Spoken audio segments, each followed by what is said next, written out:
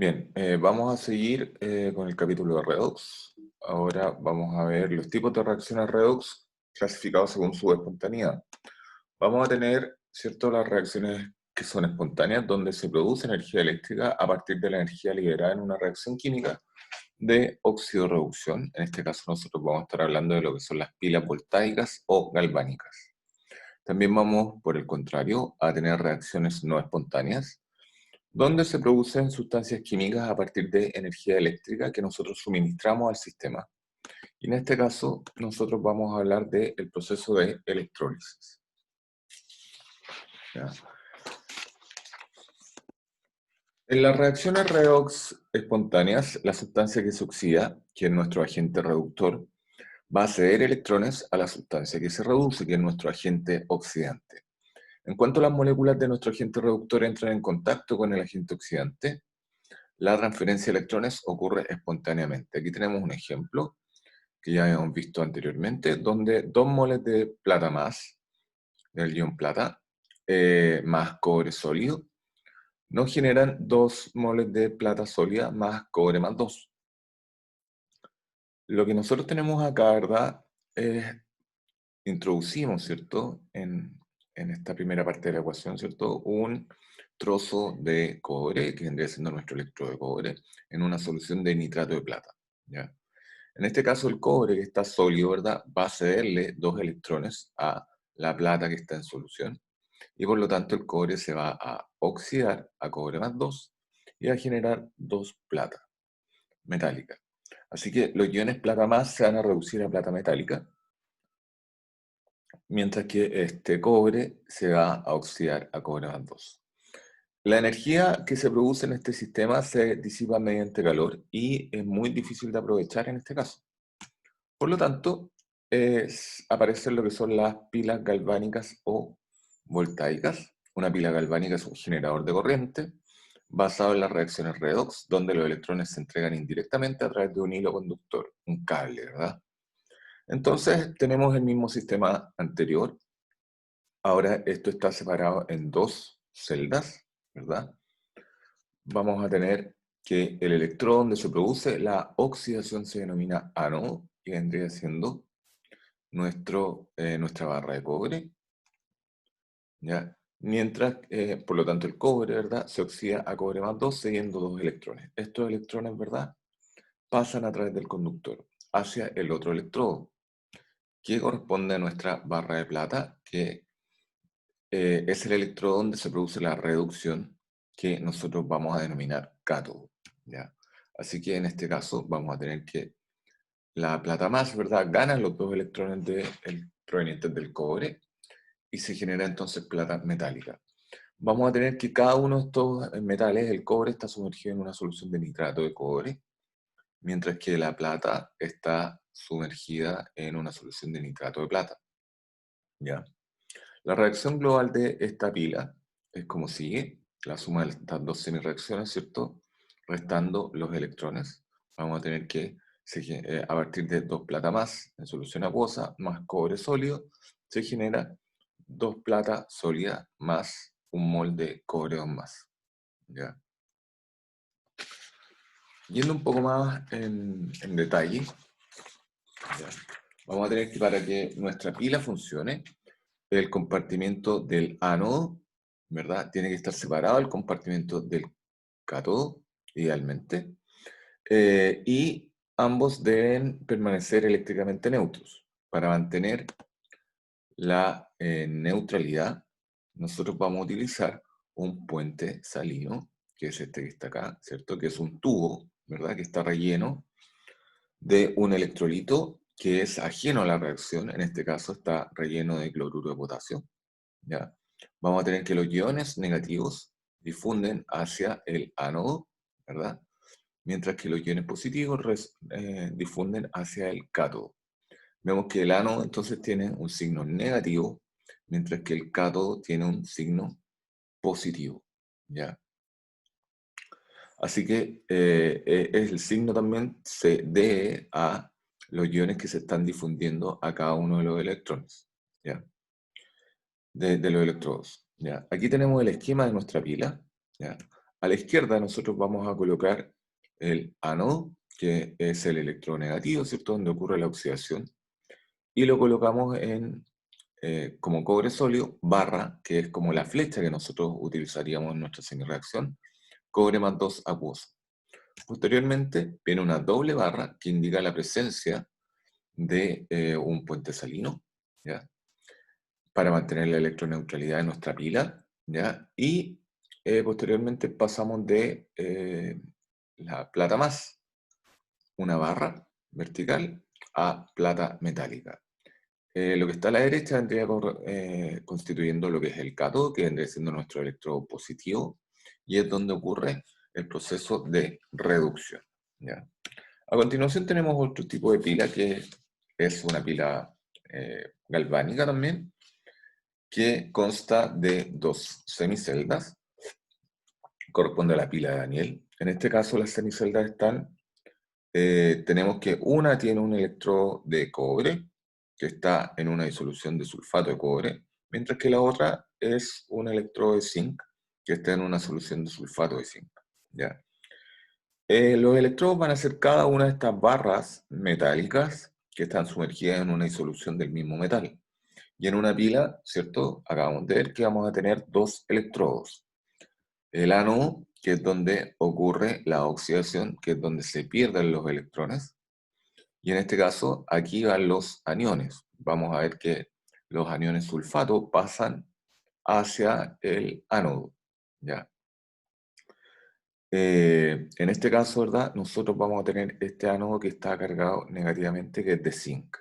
El zinc, como se está oxidando a zinc más 2, nosotros vamos a ir viendo que en este proceso de oxidación, entre comillas, se va a estar disolviendo, ¿ya? Porque está pasando a formar un ion más 2. En el caso del cátodo, aquí nuevamente llevamos a cabo la reducción, que es por ganancia de electrones. Aquí van los cationes, o sea, el cobre más 2, ¿cierto? Se va a empezar a depositar se va a transformar en cobre y se empezará a depositar. Por lo tanto, nosotros vamos a ir viendo que en el tiempo este electrodo de cobre va a ir engrosándose, mientras que el electrodo de zinc va a ir desapareciendo, ¿ya? Aquí tenemos otra esquema, otra pila, ¿cierto? Que es la misma anterior, solo que en este caso estamos utilizando un puente salino, donde el electrolito que nosotros utilizamos, ¿verdad? Es de nitrato de potasio, ¿ya? Nuevamente los iones que están cargados negativamente se van a ir al lado del ánodo, mientras que los que están cargados positivamente se van a ir al lado del cátodo, ¿ya? Eh, en este caso, estas dos semiceldas están unidas por un puente salino que evita, ¿cierto?, que se acumulen cargas del mismo signo en cada semicelda. Entre los dos electrodos se genera una diferencia potencial que nosotros podemos medir con un voltímetro. En el ánodo, ¿verdad?, se va a llevar a cabo la oxidación del zinc a zinc más 2 y se liberan estos dos electrones. Y en el cátodo se lleva a cabo la reducción, donde el cobre más 2 que está en solución gana los dos electrones que es el zinc y se reduce, ¿verdad?, a cobre metálico. La pila anterior, esta pila, ¿verdad?, la podemos representar como zinc sólido barra sulfato de zinc acuoso, doble barra que representa nuestro puente salino, sulfato de cobre acuoso barra cobre sólido, ¿verdad? Y a la izquierda siempre tenemos el ánodo, mientras que a la derecha tenemos el cátodo, ¿ya? Ahora, la fuerza electromotriz dada por una pila galvánica nos va a medir la diferencia potencial entre sus electrodos, ¿ya? Esto también se denomina fuerza electromotriz o FEM, que va a corresponder al potencial del cátodo menos el potencial del ánodo. Nosotros lo podemos designar como con una letra E mayúscula. Así que el potencial o la FEM de la pila va a corresponder al potencial del cátodo menos el potencial del ánodo. Aquí tenemos un electrodo de hidrógeno. ¿ya? Vamos a tener que el potencial de, aquí tenemos que el potencial de los electrodos depende de las concentraciones de todas las especies que intervienen en las semireacciones del electrodo, ¿ya? Cuando las condiciones que nosotros aplicamos son las normales, ¿cierto? O estándar, que es la concentración de los iones 1 molar, presión de una atmósfera y temperatura de 25 grados Celsius, hablamos entonces de una FEM estándar o normal, que tiene este signo de grado arriba, ¿ya? Esto ocurre entonces a una atmósfera con una concentración 1 molar y una temperatura de 25 grados Celsius. El potencial de la pila entonces va estándar o normal, va a ser igual al potencial estándar o normal del cátodo menos el potencial estándar o normal del ánodo. Para el potencial absoluto de un electrodo nosotros no lo podemos medir, por lo que se escoge uno como referencia y se le asigna un valor arbitrario. En este caso se elige el electrodo estándar o normal de hidrógeno, que se agrega como electrodo estándar de hidrógeno. De esta forma, vamos a tener que este electrodo normal o estándar de hidrógeno nos da un potencial de 0 voltios a 25 grados Celsius. La reacción que ocurre en la superficie del alambre de platino, ¿ya? Es que los iones H+, en concentración 1 molar, que provienen del ácido, ¿verdad? Ganan 2 electrones y se reducen a hidrógeno gaseoso que está a una presión de una atmósfera, ¿ya? Que es lo que iría, entonces, estaría acá dentro del tubo. Ahora, el potencial estándar de reducción, nosotros vamos a tener que los potenciales estándar de reducción de los distintos electrodos se determinan formando pilas galvánicas entre ellos y el electrodo estándar de hidrógeno. Aquí, por ejemplo, estamos uniendo un electrodo de cobre en una solución de cobre más 2, 1 molar, contra un electrodo estándar de hidrógeno en una solución de ácido 1 molar. El hidrógeno está a una presión de una atmósfera y tenemos entonces nuestro electrodo estándar de hidrógeno. Si yo conecto ambos, ¿ya? Vamos a tener que esto es una pila que está constituida por una barra de cobre, ¿cierto? Y si nosotros, y el electrodo estándar de hidrógeno. Si nosotros registramos el potencial de esta pila con un voltímetro, vamos a tener que tiene un potencial de 0,34 voltios, ¿ya? De esta forma se han determinado todos los potenciales estándar de las distintas especies, ¿ya? Que se oxidan y se reducen, ¿ya? Y por lo tanto hay muchas tablas de potenciales. Estas tablas son tablas de potenciales de reducción, ¿ya? Aquí, por ejemplo, tenemos, se simbolizan, ¿verdad? De litio más, una barra a litio, eso es como la flecha, considerando los electrones que hay en juego, y la reacción extendida, ¿verdad? Sería litio más, gana un electrón para formar litio sólido. Vemos que cada uno de estos tiene valores en voltios asociados, ¿ya? Mientras más positivo sea el valor el potencial que nosotros tengamos acá, o sea, esto a mayor valor de potencial positivo, vamos a tener que esa especie tiende más a reducirse que a oxidarse, ¿ya?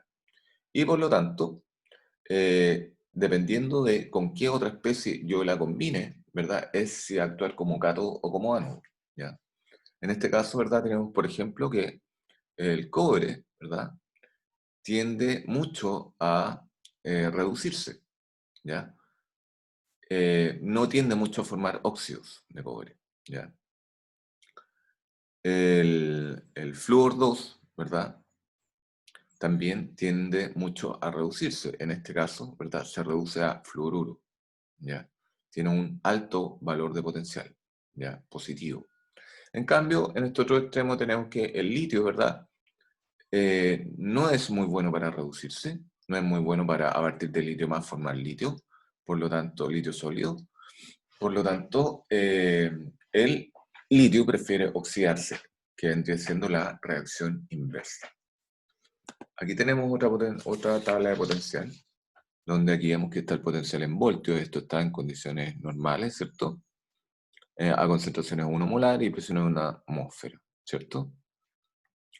Entonces vemos que por una parte tenemos una fuerza oxidante creciente en la medida que estos valores son más positivos, mientras que en la medida que estos valores son más negativos, vamos a tener que tener una fuerza reductora creciente, ¿ya? Aquí tenemos el electrodo estándar de hidrógeno que nos da este valor arbitrario de cero, ¿ya? Algunos casos en particular que es bueno ver es, por ejemplo, el caso del oro. El caso del oro, aquí vemos que partimos del oro 3 menos, ¿cierto? Gana 3 electrones, o sea, se está 3 más, perdón. Gana 3 electrones y pasa a reducirse a oro, oro sólido, ¿ya? Por lo tanto, esta reacción que está en el sentido de la reducción es muy probable que ocurra. Por eso es que el oro, que es considerado un metal precioso, ¿cierto? No se oxida en el tiempo y permanece por mucho tiempo, ¿ya? Tenemos el caso también de la plata, ¿verdad? Que la plata en estado como plata más gana un electrón, o sea, se reduce a plata cero y tiene un alto potencial de reducción, ¿ya? En cambio, hay otras especies, ¿cierto? Por ejemplo, como el magnesio más 2, que si yo le pongo 2 electrones enfrente, es muy poco probable que pase a magnesio sólido, ¿ya? El magnesio sólido, el magnesio es mucho más fácil que se oxide que se reduzca, dado que tiene un potencial negativo. Así que cuando tenemos un potencial positivo significa que esos tienden principalmente a reducirse, mientras que los que tienen un potencial negativo tienden principalmente a oxidarse, y en ese caso la reacción sería la inversa de como nosotros la tenemos escrita, ¿ya?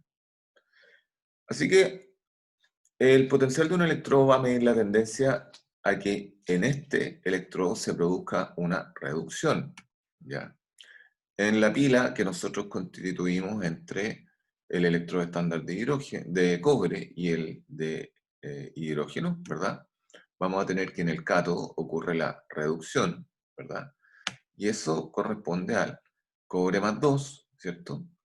Que gana 2 electrones y se transforma en cobre sólido.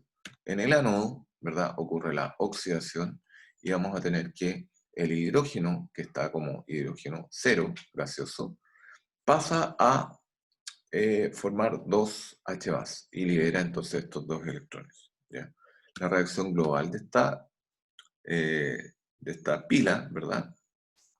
Corresponde a la suma, aquí se nos van los electrones, la suma de las dos reacciones, tenemos cobre más 2, más hidrógeno 2, para dar cobre sólido, más 2 protones o 2 H más, ¿ya? La fuerza electromotriz o el potencial de esta pila es 0,34 voltios, ¿ya? Si decimos que es 0,34 voltios el potencial de la pila, ¿verdad? Colocamos el potencial del cobre menos el potencial del estándar, del electrodo estándar de hidrógeno. Vamos a tener que, como no sabemos este potencial de estándar del cobre, ¿verdad? Pero sí sabemos el potencial estándar del electrodo de hidrógeno, ¿verdad? Que es cero. Podemos despejar este potencial, por lo tanto el potencial del cobre de reducción estándar del cobre va a corresponder a 0,34 voltios. Estos 0,34 voltios corresponden a un valor relativo, que va a ser el potencial normal de nuestro electrodo de cobre más 2 cobre, que es de 0,34 voltios mayor que el electrodo estándar de hidrógeno. Ahora, tenemos otro ejemplo donde nosotros tenemos una pila que está constituida con un electrodo estándar de cadmio más 2 y cadmio y el electrodo estándar de hidrógeno. En este caso, ¿verdad?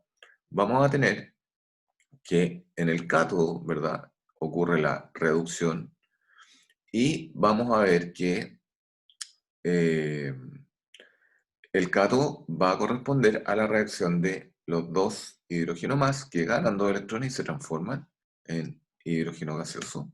Mientras que en el ánodo que ocurre la oxidación vamos a tener que el cadmio, que está como nuestro electrodo sólido, pasa a cadmio más 2 y libera entonces 2 electrones.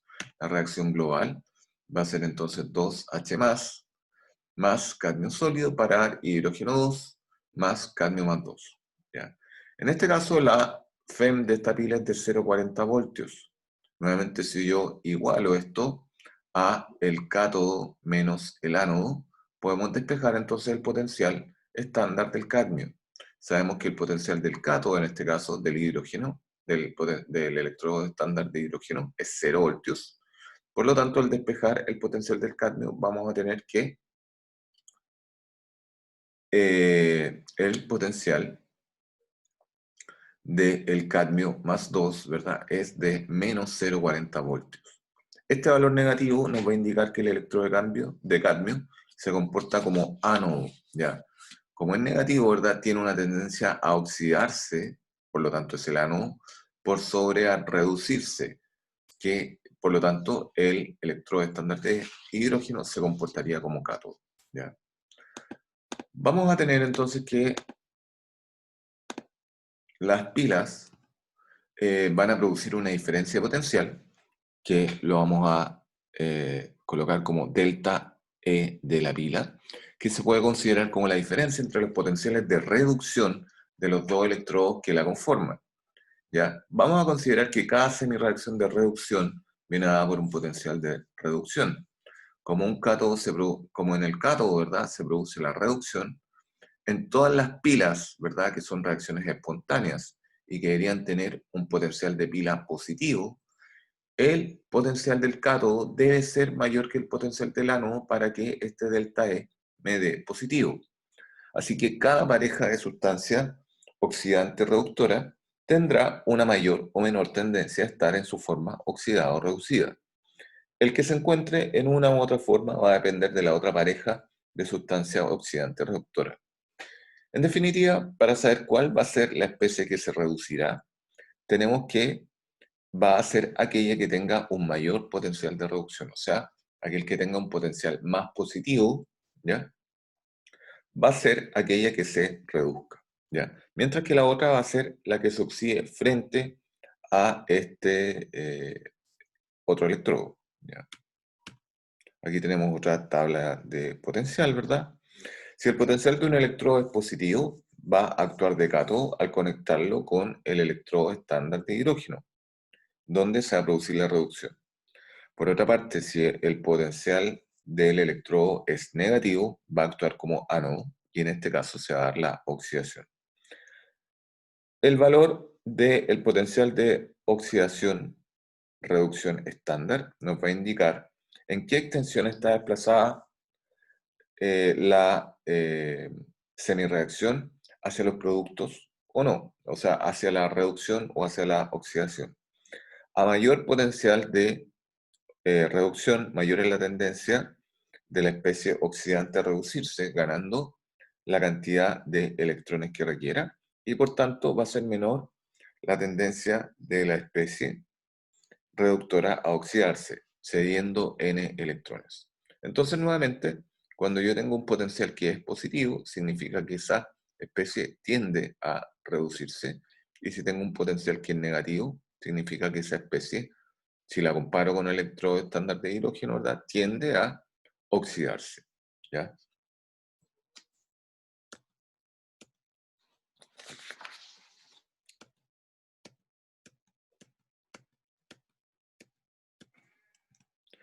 Los valores de estos potenciales estándar de reducción van a permitir predecir si una reacción redox es o no espontánea en un sentido determinado. Por ejemplo, si yo tengo una reacción teórica que es de zinc 2 más estaño sólido para dar zinc sólido más estaño acuoso, ¿ya? Tenemos que esta reacción va a ser el resultado de la suma de dos semireacciones. Por una parte, vamos a tener que en el cátodo, donde ocurre la reducción, ¿verdad? Tendríamos que el zinc, ¿verdad? Gana dos electrones y se transforma, el zinc más 2 gana dos electrones y se transforma en zinc sólido. Mientras que el estaño sólido pierde, ¿verdad? Dos electrones y se transforma en estaño más 2, se oxida, ¿verdad? Correspondiendo al ánodo. Si yo planteo la pila, ¿verdad? De esta forma, diciendo que el cátodo está constituido por esta semireacción y en el ánodo está constituido por esta semireacción, y sacamos los potenciales de reducción de cada una de estas semireacciones, el potencial estándar de la pila, que es el potencial estándar del cátodo, menos el potencial estándar del ánodo, ¿ya? Que correspondería al potencial estándar de zinc más 2 a zinc, y el potencial estándar de estaño más 2 a estaño, ¿verdad? Sería menos 0,76 para el caso de el zinc, ¿ya? Si nos vamos a la tabla anterior, ¿verdad? Tenemos el caso del zinc, que es menos 0,76, y el estaño, que es menos 0,14, ¿ya? Por lo tanto, ¿verdad? Al hacer la resta entre ellos, me va a dar un potencial negativo para la pila, que sería de menos 0,62, ¿ya? Dado que el potencial de esta pila es negativo, ¿verdad? Significa que la reacción no es espontánea tal cual como nosotros la tenemos escrita, ¿ya? Así que lo que nosotros tenemos que considerar acá es que los iones estaño más 2 van a tener más tendencia a reducirse a estaño que los iones zinc más 2 a reducirse a zinc sólido. Por lo tanto, esta reacción en realidad estaría desplazada más hacia la izquierda, ¿cierto? El estaño más 2 va a preferir reducirse a estaño sólido, mientras que el zinc sólido va a preferir oxidarse a zinc más 2, ¿ya? Ejemplo, decir si será espontánea la siguiente reacción redox, ¿ya? Tenemos el cloro 2, ¿cierto? Eh, gaseoso más 2 yoduro menos acuoso para dar 2 cloros menos, 2 cloruros menos acuoso más yodo 2 sólido, ¿ya? Esta reacción que nosotros tenemos acá es el resultado de la suma de dos semireacciones, ¿ya? Que va a ser por una parte el cloro 2 gaseoso, ¿verdad? Que gana 2 electrones para eh, reducirse a 2 cloro menos acuoso, ¿ya? En este caso, ¿verdad? Hablamos de la semireacción de reducción, por lo tanto, este es el cátodo, ¿ya? Por otra parte, tenemos que el yoduro 2 y menos, ¿verdad? Acuoso, pasa a yodo 2 sólido, ¿verdad? Cediendo 2 electrones. En este caso, vemos que aumenta su estado de oxidación, por lo tanto, ese proceso de oxidación viene siendo el ánodo, ¿ya? Y tenemos el cátodo. Para que nuestra reacción sea espontánea, tiene que cumplirse que la diferencia potencial de la pila tiene que ser mayor que cero, ¿ya?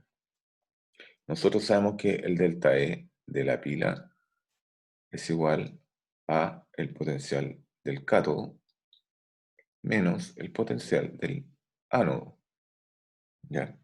En este caso, si nosotros nos vamos a las tablas, ¿cierto? Vamos a tener que, en el caso del cátodo, ya que es este que está acá, según como lo planteamos, toma un potencial de más 1,36 voltios. Si a esto le restamos el potencial del ánodo, ¿verdad? Que es de 0,54 voltios, ¿verdad? Vamos a tener que esta diferencia potencial es de 0 más 0,72 voltios, ¿ya? Como esto es mayor que 0, implica que esto es espontáneo.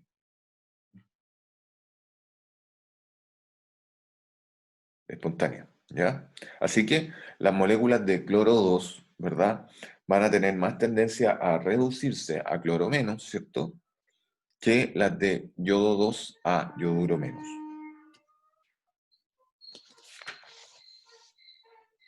Vamos a ver otro ejemplo.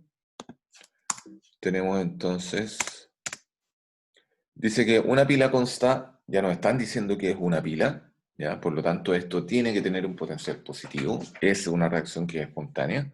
Dice, una pila consta de un electrodo de magnesio que está introducido en una disolución 1 molar de nitrato de magnesio y un electrodo de plata en una disolución 1 molar de nitrato de plata. O sea, estamos en condiciones estándar o normales. ¿Qué electrodo actuará de cátodo y de ánodo? ¿Y cuál será el voltaje de la pila correspondiente? ¿Ya? Tenemos que ver cuál va a ser la especie que se reduce. Aquella que tenga un mayor potencial de reducción, más positivo, ¿cierto? Va a corresponder a aquella que se reduce. En este caso, ¿cierto? Nosotros tenemos que el potencial estándar de la plata va a corresponder a más 0,8 voltios si nosotros nos vamos a una tabla. En el caso del potencial estándar del magnesio, va a corresponder a menos 2,37 voltios. Por lo tanto, la especie que se va a reducir va a corresponder a la plata. Así que, como es la que se reduce, va a actuar como cátodo, ¿ya? Por lo tanto, vamos a tener que la plata más, ¿cierto? Que está en solución acuosa, va a ganar un electrón y se va a reducir a plata sólida, ¿ya? Mientras que este vendría siendo el proceso de reducción, que es el cátodo,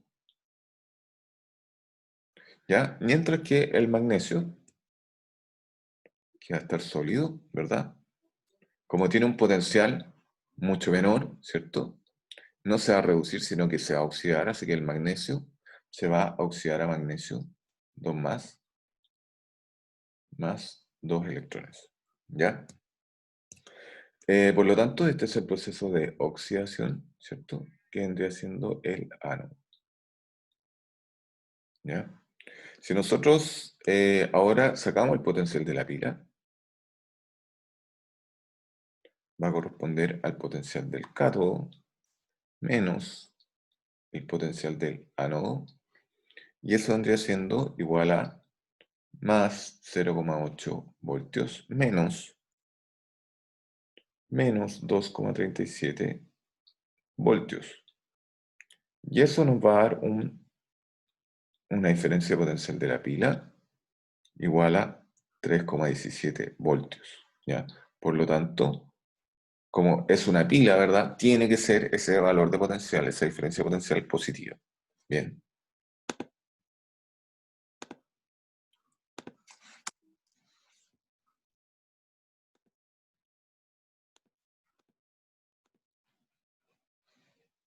Ahora vamos a hablar del proceso cuando no es espontáneo, ¿verdad? Que es la electrólisis.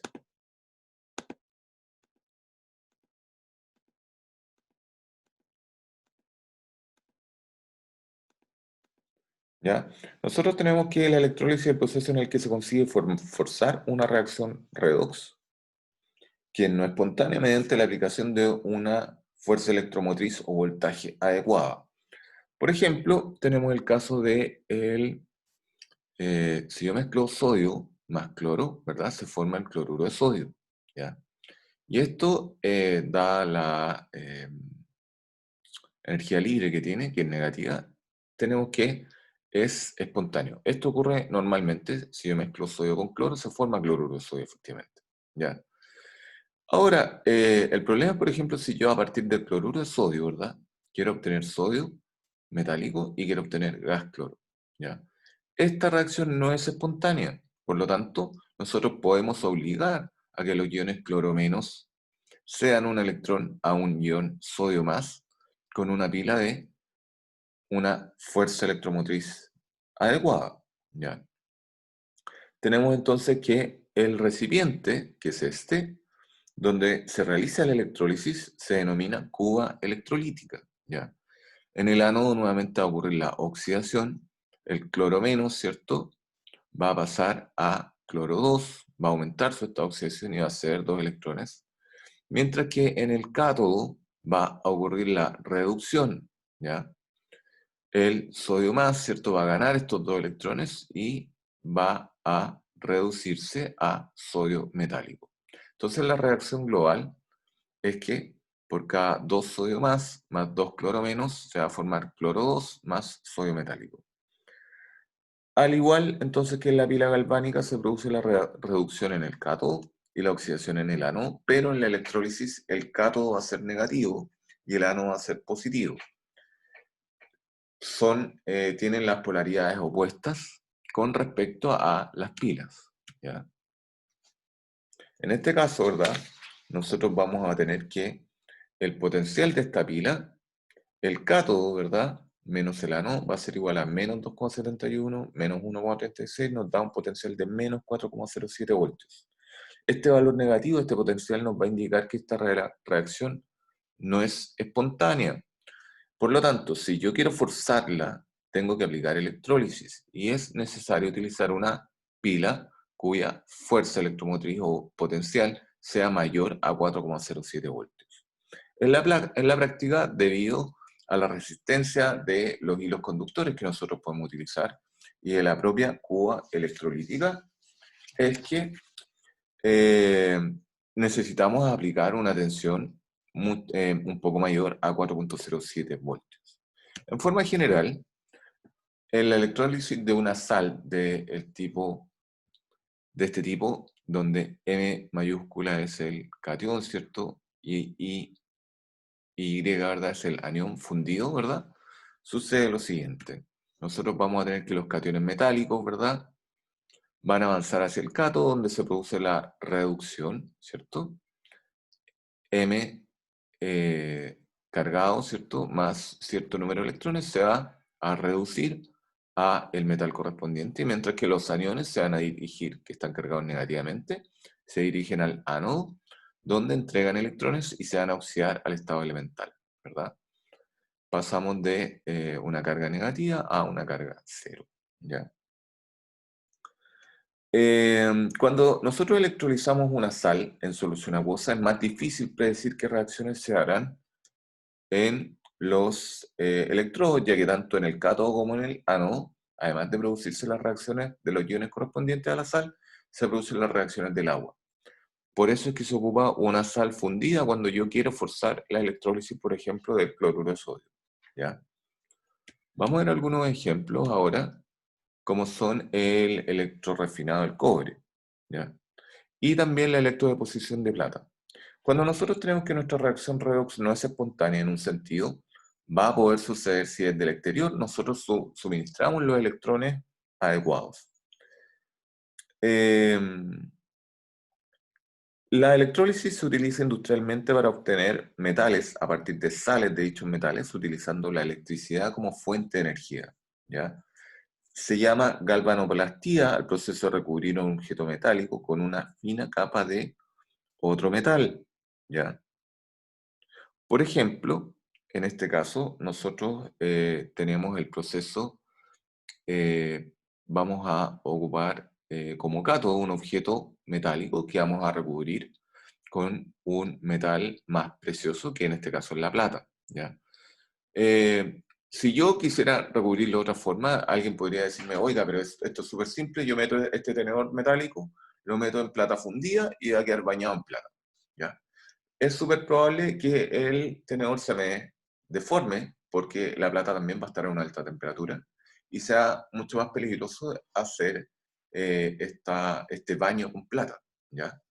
Y no va a ser de muy buena calidad. En este caso, nosotros ocupamos el proceso de electrodeposición de plata. Entonces vamos a tener un ánodo de plata pura, que está sumergido en una solución de cianuro de plata, ¿verdad? Aquí sumergimos, utilizamos como cátodo el objeto metálico a recubrir, ¿ya? Por lo tanto, la plata, ¿verdad?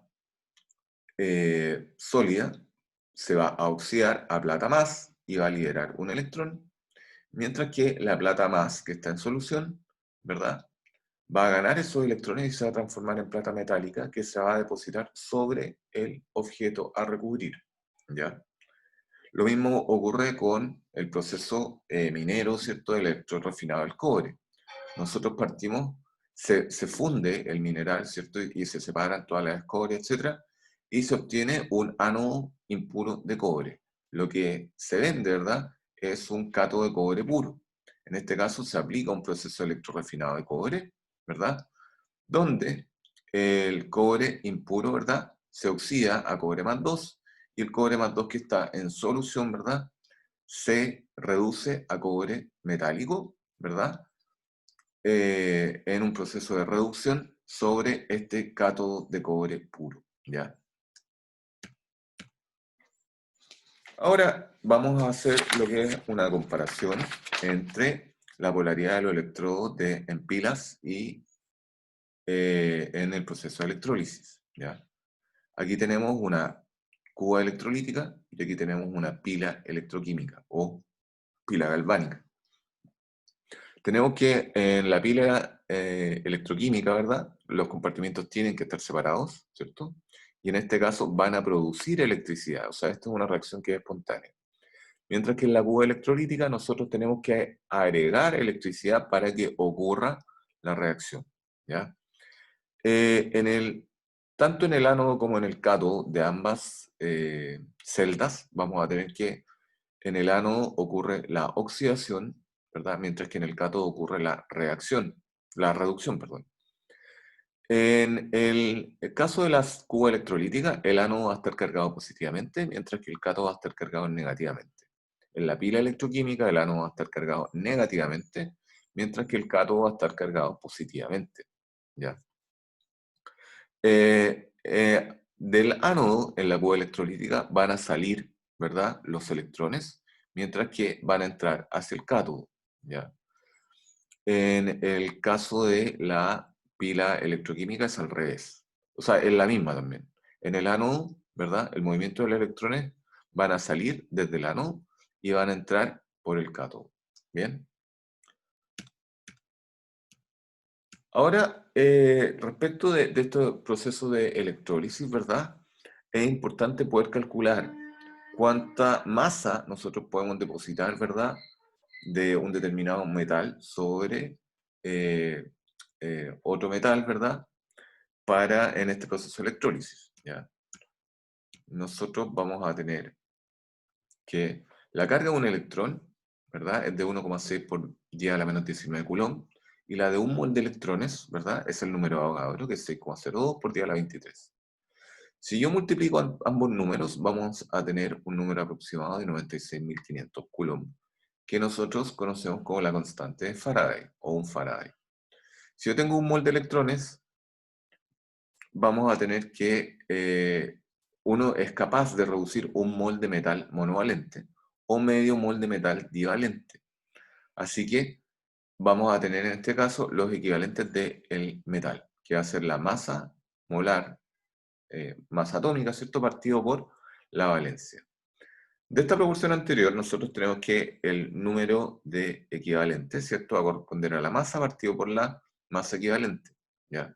Y esto va a ser igual a Q,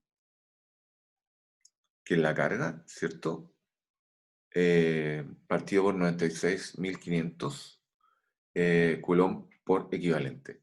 Si nosotros sustituimos este Q por la intensidad por el tiempo, que son más fáciles de medir, y despejamos M, vamos a llegar a esta fórmula que es la que realmente nos interesa, donde la masa depositada, ¿ya?, en el proceso de electrólisis va a depender de la masa equivalente por I por el tiempo, ¿ya?, partido por la constante Faraday, que es 96.500. Esto también lo podemos ver como la masa atómica por I por el tiempo partido por el número de electrones. Recuerde que la masa atómica partido por el número de electrones corresponde a la masa equivalente. Todo esto por la constante de Faraday. Bien, vamos a ver un ejemplo de cálculo. Dice, se realiza la electrólisis de una disolución de tricloruro de hierro haciendo pasar una corriente, ¿ya?, de 10 amperes, eso corresponde a I, durante 3 horas. Ese es el tiempo, ¿ya? La corriente tiene que estar en amperes y el tiempo tenemos que pasarlo a segundos, ¿ya? Así que nos dice calcula la cantidad de hierro depositado en el cátodo, ¿ya? En este caso, nosotros vamos a tener que el tricloruro en disolución va a estar disociado. Yo tengo que el FSL3, ¿cierto? Si yo lo coloco en agua, va a estar como hierro 3 más 3Cl menos, ¿ya? El proceso de reducción va a ser a partir del hierro 3+.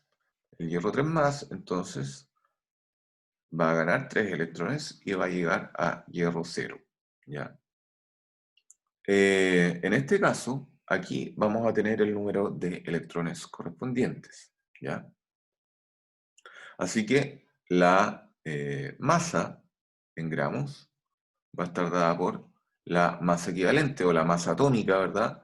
Partido por el número de electrones, que es 3. La masa atómica del hierro es 55,8, ¿verdad? Si eso lo dividimos por 3, que son los electrones, esos corresponden a esos, ¿verdad?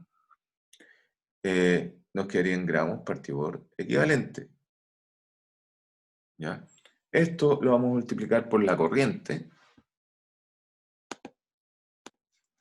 Les voy a compartir la pizarra de lo que es lo que estoy realizando.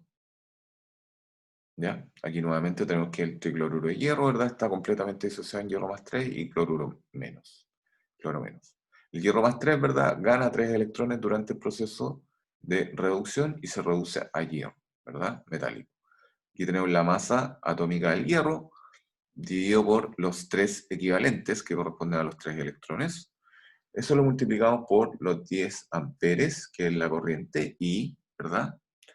Esto lo multiplicamos por el tiempo, nos dicen que son 3 horas. Yo sé que una hora son 3600 segundos, ¿verdad? Esos son amperes. Y esto lo vamos a dividir todo por la constante de Faraday, que son 96.500 coulomb partido por equivalente. Aquí se me dan los equivalentes, ¿verdad? La corriente, ¿verdad? Que va a ser los amperes por el tiempo, amperes por segundo, va a corresponder a los coulombs, ¿cierto? Por lo tanto, esto nos va a quedar en unidades de masa. Así que la masa que fue depositada en gramos va a corresponder, si hacemos toda esta operación, 55,8 partido en 3 por 10 amperes por 3 por 3600, ¿cierto? Dividido en 96.500 nos va a dar 20,82 gramos, que fueron los que se depositaron durante este proceso de electrólisis, ¿ya?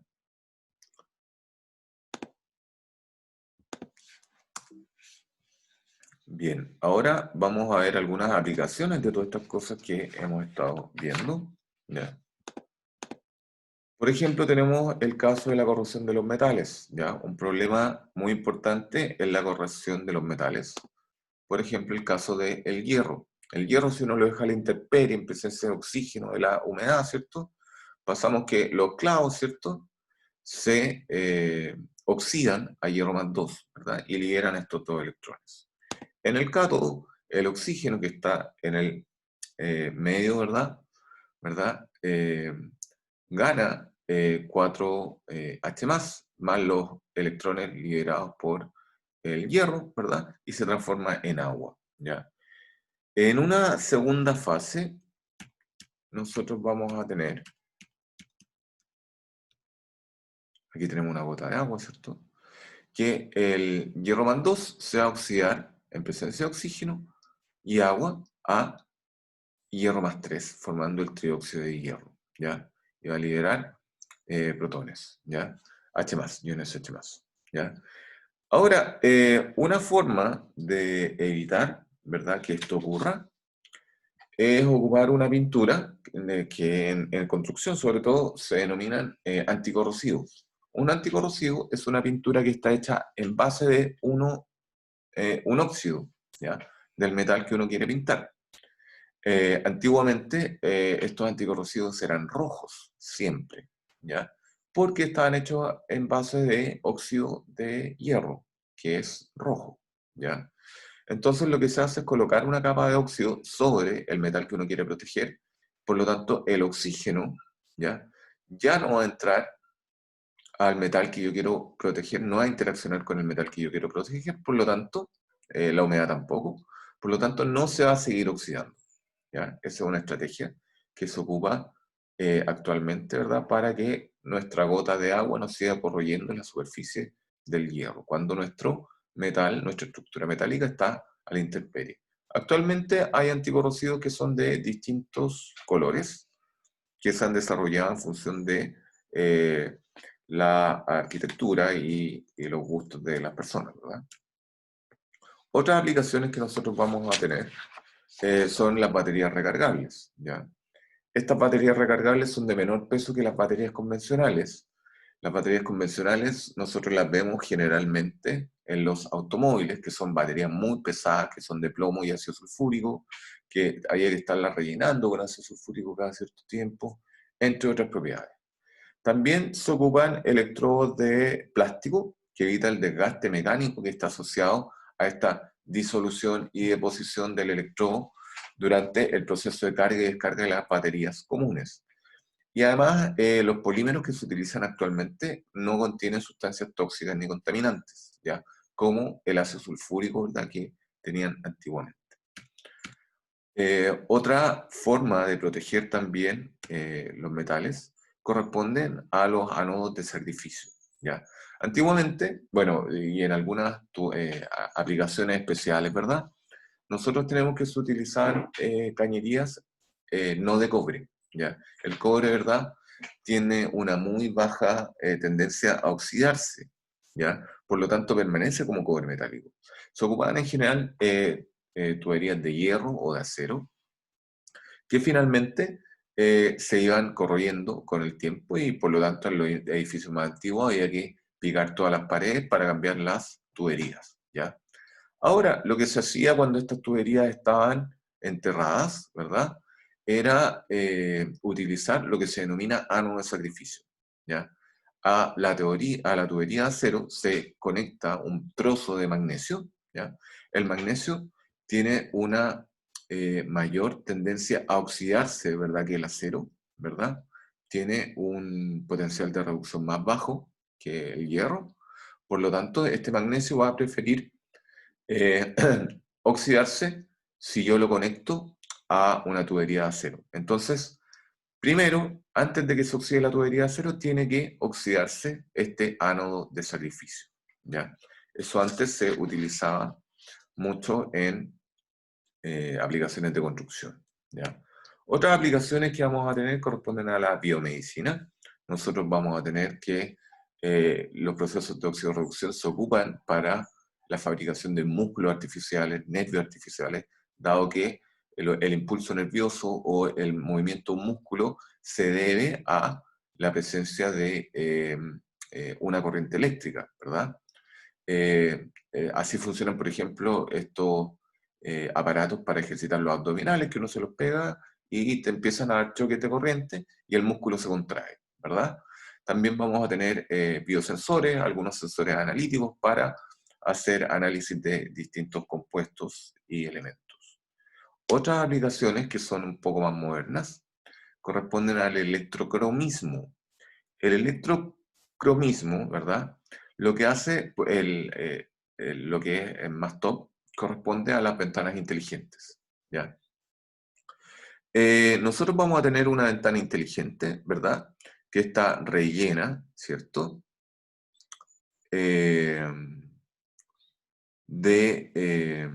Aquí tenemos, ¿cierto? Dos contactos eléctricos, ¿ya? Cuando pasa la luz, vamos a tener que estas ventanas también uno las puede activar eléctricamente, ¿cierto? Uno aprieta un switch, ¿cierto? Y la ventana se opaca, ¿ya? Eso se ocupa bastante en construcción, sobre todo cuando tenemos oficinas de un alto nivel económico, ¿ya? Para no utilizar cortinas. Entonces se aplica una diferencia potencial y vamos a tener que el líquido que está dentro de estas dos capas, ¿verdad? Se va a opacar, ¿ya? Por lo tanto, vamos a tener esto va a corresponder a un conductor eléctrico transparente, a un polímero que es nuestro electrodo de trabajo electrocrómico y un contraelectrodo electrocrómico que es un óxido metálico, ¿ya? Esto también se utiliza en espejos inteligentes. Por ejemplo, en los autos más caros traen estos espejos, ¿verdad? Que al contacto con la luz directa de los faros de un automóvil que viene atrás, ¿verdad? se opaca, ¿ya? Para que no te moleste la visión, ¿verdad? También vamos a tener que se utiliza, bueno, este electrocromismo se utiliza en pantallas planas y algunos dispositivos de visualización, los espejos inteligentes que les mencionaba de los vehículos, en algunos filtros ópticos, ¿verdad? Otros usos que nosotros vamos a tener, ¿cierto?, para estos procesos de oxidorreducción corresponden a escudos electromagnéticos en ordenadores, recubrimientos anticorrosión y membranas para la depuración de aguas, ¿ya? Así que, como vemos, los procesos de oxidorreducción, ¿verdad? Procesos electroquímicos tienen bastante utilidad, tanto en la vida diaria como en la construcción, ¿verdad? En las distintas industrias, etcétera, ¿ya? Además que todos los procesos biológicos, la mayoría, por ejemplo el ciclo de Krebs, está controlado por procesos de oxidorreducción, de intercambio de electrones. Por lo tanto, eso también es parte de los procesos de la vida, ¿cierto? Cuando nosotros tenemos una fruta, ¿verdad?, que la dejamos a la intemperie y se empieza a podrir, ¿cierto? Eso es por un proceso de oxidación, ¿cierto?, que está ocurriendo en cierto momento. Bien, ese era el capítulo entonces de... terminamos con esta parte de oxidorreducción.